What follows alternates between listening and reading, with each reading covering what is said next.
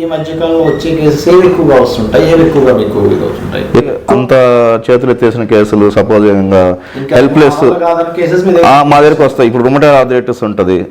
Rheumatoid arthritis లో వాళ్ళు కార్టిజాన్ steroids పెట్టుంటారు, ఇంకా వీక్ అయిపోయి కిడ్నీ ప్రాబ్లం వచ్చి వాళ్ళు వస్తారు రెఫరెన్స్ పెయిన్స్ తగ్గాలని చెప్పి.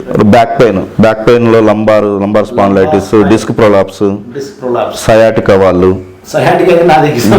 అట్లా నెంబర్ ఆఫ్ కేసెస్ వస్తాయి. సమస్యలకు 100% ట్రీట్మెంట్ గ్యారంటీ. 20 సంవత్సరాల ఎక్స్పీరియన్స్ కలిగిన అంతర్జాతీయ హోమియో వైద్యులు డాక్టర్ బెల్లంకొండ నాగేశ్వరరావు గారి ఆధ్వర్యంలో హోమియో ద్వారా 100% ట్రీట్మెంట్. For appointments 8121998560. మీ ఆరోగ్యం మా భరోసా.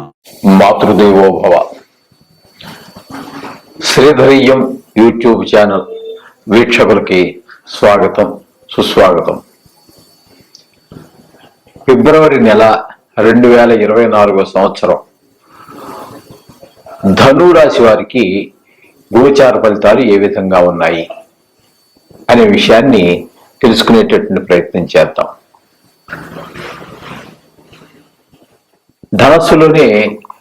ధను రాశిలోనే కుజ, బుధ, శుక్ర ఈ 3 గ్రహాల యొక్క సంచారం జరుగుతూ ఉన్నది. ఇకపోతే ద్వితీయంలో రవి సంచారం జరుగుతూ ఉన్నది. తదుపరి తృతీయంలో శని సంచారము, చతుర్థంలో రాహు సంచారము, పంచమంలో గురు సంచారము, దశమ స్థానంలో కేతు సంచారము జరుగుతూ ఉన్నాయి. మనం చెప్పుకోవాలంటే ఒకటిలో అంటే రాశిలోనే కుజ సంచారం జరుగుతూ ఉన్నదండి. ఈ కుజ సంచారం ఒకటిలోను అంటే రాశిలోనే జరుగుతుండటం వల్ల ఎంతవరకు ఉంటుందంటే 15వ తారీఖు వరకు, 5వ తారీఖు వరకు కుజ సంచారం మనకి ఈ ధనురాశిలో జరుగుతుంది. తదుపరి మకర రాశిలో సంచారం జరుగుతూ ఉంటుంది. అంటే ఎక్కువ కాలంగా మకర రాశిలో జరుగుతుంటుంది. ఏమైనప్పటికీ కూడా ఈ రాశిలో కానీ ద్వితీయ సంచారం కానీ కుజుని వల్ల మనకి శుభ పరిణామాలు ఏమి కలగజాలవండి. ఒకటిలో ఉండటం వల్ల జ్వరాలు రావటము, ఇక 2లో సంచారం చేసేటప్పుడు కొన్ని గాయాలు తగిలేటటువంటి అవకాశము, ఇట్లాంటి కొన్ని అశుభ సూచనలు, అశుభ కార్యక్రమాలు జరిగే అవకాశం ఉంటుంది. అందుచేత కుజుడితోటి కొంచెం జాగ్రత్తగా మనం వాహనం నడిపేటప్పుడు అట్లా చూసుకోవాలి. ఆరోగ్య విషయంలో కూడా తగినంత జాగ్రత్తలు తీసుకుంటూ ఉండాలి. ఇక బుధుడు కనుక మనం తీసుకున్నట్టయితే ఈ బుధుడు రాశి సంచారంలో మనకి 20వ తారీఖు వరకు ఉంటారు. ఆ 20వ తారీఖు వరకు ఆయన సంచారంలో మనకంత శుభ ఫలితాలు ఇవ్వరు. కానీ తదుపరి మకరంలో ప్రవేశించిన తర్వాత ఆ బుధుడు మనకి చక్కటి ఫలితాలు, ద్వితీయంలో ఆయన చక్కటి ఫలితాలు, మకరంలో ప్రవేశించిన తర్వాత మంచి శుభ ఫలితాలు ఆ 9-10 రోజుల పాటు మనకి శుభ ఫలితాలు ఇవ్వడానికి సమర్థుడు అయిన అత్యంత ద్వితీయంలో కాబట్టి ధన విషయంలో కావచ్చు, మాట విషయంలో కావచ్చు, వ్యాపార విషయంలో కావచ్చు, ఇట్లాంటి అన్ని విషయాలు వాక్కు విషయంలో కావచ్చు అన్ని శుభ పరిణామాలే మనకు జరిగేటటువంటి అవకాశం కనబడుతూ ఉంటుంది. కాకపోతే ఇక రవి ద్వితీయంలో రవి ప్రవేశం జరగటం అనేటటువంటిది అది అంత మంచి విషయం కాదండి. అది దానివల్ల మనోవిచారం కలిగేటటువంటి పరిస్థితి ఉన్నది. ఇక శుక్రుడిని గనక మనం తీసుకున్నట్టయితే ఆయన కూడా రాశిలోనే సంచారం జరుగుతూ ఉన్నదండి.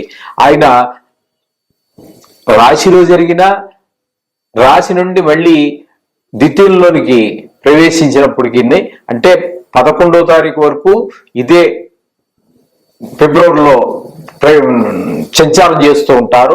తదుపరి అక్కడి నుంచి ధను రాశిలో ప్రవేశం చేస్తారు. ఆయన రాశిలో సంచారం చేసినప్పటికీ ద్వితీయ స్థానంలో సంచారం చేసినప్పటికీ కూడా 2 కూడా చాలా చక్కటి ఫలితాలు మనకి శుక్రుడు అందించేటటువంటి అవకాశం ఉందండి. అంటే శరీర ఆరోగ్యం బాగుండటము, అలాగే కుటుంబ విషయాల్లో, ధన విషయాల్లో, సర్వ సౌఖ్యాలు అనిపించే విషయంలో, ఇవన్నీ విషయాల్లో కూడా శుక్రుడు మనకి శుభప్రదమైనటువంటి ఫలితాలు మనకి అందజేస్తూ ఉంటారు ఆయన. ఇక తృతీయంలో శని అండి. తృతీయంలో శని స్వక్షేత్రం ఒక కారణమైతే తృతీయ సంచారం ఒకటి కారణంగా తీసుకున్నట్టయితే అద్భుతమైనటువంటి ఫలితాలు ఈ ధనురాశి వారికి చాలా చక్కటి ఫలితాలు ఇవ్వడానికి ఆయన సమర్థుడండి. చేత అందరి సహాయ సహకారాలు కుటుంబ విషయంలో కానివ్వండి, ఉద్యోగ వ్యాపారాల్లో కానివ్వండి, ధన విషయంలో కానివ్వండి, అనేక రకాల వృత్తులు చేసేవారు ఉంటారు, వారందరి విషయాల్లో కానివ్వండి, అనేక సోదరుల విషయంలో కానివ్వండి, ఎన్ని విషయాల్లోకి వచ్చినప్పటికీ ఆయన చాలా శుభప్రదమైనటువంటి గ్రహంగా ఈ నెల రోజులు వారికి, ఈ ధనురాశి వారికి మనం శని గ్రహాన్ని చక్కగా చెప్పుకోవచ్చు. అలాగే చతుర్థంలో రాహు సంచారం జరుగుతోందండి. చతుర్థంలో రాహు సంచారం అంత శుభ పరిణామాలు మనకి కానరావండి దానివల్ల. ఎందుకంటే ఈ పీరియడ్లో మనకి వాత జ్వరాలు అవి వచ్చేటువంటి అవకాశం ఉంది. అలాగే ఆకస్మికంగా మనకి బుద్ధి చంచలత్వం అవి ఇవి ఏంటో అప్పుడు దాకా ఒక రకంగా ఆలోచిస్తాం, అప్పుడు వెంటనే ఇంకో రకంగా ఆలోచించడం, ఈ విధమైనటువంటి పరిణామాలన్నీ మనకి రాహు చతుర్థంలో సంచారం వల్ల జరుగుతూ ఉంటాయి. ఇకపోతే పంచమ స్థానంలో మనకి గురు సంచారం జరుగుతోంది. ఆ గురు సంచారం వల్ల అద్భుతమైనటువంటి ఫలితాలు కనబడతాయి. చాలా చక్కటి ఫలితాలు మనకి ఆయన వల్ల మనకి ఏర్పడుతూ ఉంటాయి. ఈ విషయంలో మనకి చాలా ధన విషయంలో కానివ్వండి, ఇంకా పోయినట్టయితే మనసు బాగుండటం విషయంలో కానీ పరిపరి విధాలు పోకుండా చక్కటి ఒకే మాట ఒకే ఆలోచన మీద ఉండేటువంటి అవకాశం కానివ్వండి, ధన విషయంలో కానివ్వండి, సంతానం విషయంలో కానివ్వండి, ఈ అన్ని విషయాల్లో కూడా చక్కగా గురువు యొక్క ప్రభావం వల్ల మనకి చాలా శుభపరిణామాలు చాలా కలుగుతూ ఉంటాయి. ఇకపోతే దశమ స్థానంలో కేతు సంచారం కూడా మనకి మంచి శుభ పరిణామాలు ఇస్తూ ఉంటుందండి. దీనివల్ల కూడా మనకి టైంకి భోజనం చేయటం అని, అట్లాగే అదే మంచి మృష్టాన్న భోజనం లభించడం, మంచి వస్త్రాలు లభించడం, ఈ విధమైనటువంటి వాటన్నిటికీ కూడా దశమ స్థానంలో ఉన్నటువంటి కేతు యొక్క సంచారం మనకి శుభ ఫలితాన్ని ఇస్తూ ఉంటుంది. ఈ విధంగా ఈ రాశి వారికి కూడా చాలా చెప్పాలి అంటే ఈ ధను రాశి వారికి కూడా చాలా గ్రహాల అనుకూలత ఎక్కువగా ఉన్నది. వీరు అనుకున్నటువంటి పనులన్నీ కూడా మ్యాక్సిమం చాలా వరకు సాధించేటటువంటి అవకాశం ఈ పీరియడ్లో కనబడుతున్నది. అలాగే ఈ 3 గ్రహాలు మారేటటువంటి 3 గ్రహాలు ప్లస్ రవితో కలుపుకున్నట్టయితే 4 గ్రహాలు కూడా ఒక సగం పీరియడ్లో అట్టున్నప్పటికీ శుక్రుడు పూర్తిగా అనుకూలంగా ఉన్నాడు. ఆ 3 గ్రహాలు కూడా మనకి చాలా అనుకూలమైనటువంటి ఫలితాలు ఉండటం ద్వారా ఈ ధనురాశి వారికి మొత్తం మీద ఫిబ్రవరి అంతా కూడా అనుకున్నది ఖచ్చితంగా సాధించేటటువంటి అవకాశం చాలా ముందుంది. అలాగే విదేశీయానం కావచ్చు, మరొకటి కావచ్చు, ఏమైనప్పటికీ కూడా మీరు అనుకున్నటువంటి పనులు చాలా అవకాశం పూర్తి చేసుకునేటటువంటి అవకాశం ఈ రాశి వారికి ఏర్పడుతున్నది. ఈ విధంగా మనం ఈ రాశి ఫలితాలు చెప్పుకోవాలి. ఇవి కేవలం రాశి ఫలితాలేనండి. పూర్తి ఫలితాలు మనకు కావాలంటే ఖచ్చితంగా మనం జాతకం రాయించుకోవాల్సి ఉంటుంది. దాంతో పాటు దీన్ని అనుసంధానం చేసుకోవాల్సిందే కానీ ప్రత్యేకంగా దీనిలో ఎక్కువ గ్రహాలు ఉన్నాయి, మంచిగా మనకు సహకరించేటటువంటివి అని చెప్పేసి మీరు దాన్ని ఏదో భూతత్వంలో చూసేసి చాలా సంబరపడిపోవటం కానీ, అలాగే మనకి అననుకూలమైనటువంటి గ్రహాలు తక్కువగా ఉన్నాయని చెప్పేసి ఊరికే దాని గురించి సంబరపడటం కానీ, దీని గురించి విచారపడక్కర్లేదని ఇదంతా మ్యాక్సిమం మనకి జాతకం చూసుకుని దాంతోపాటు దీన్ని అనుసంధానం చేసుకోవాలి.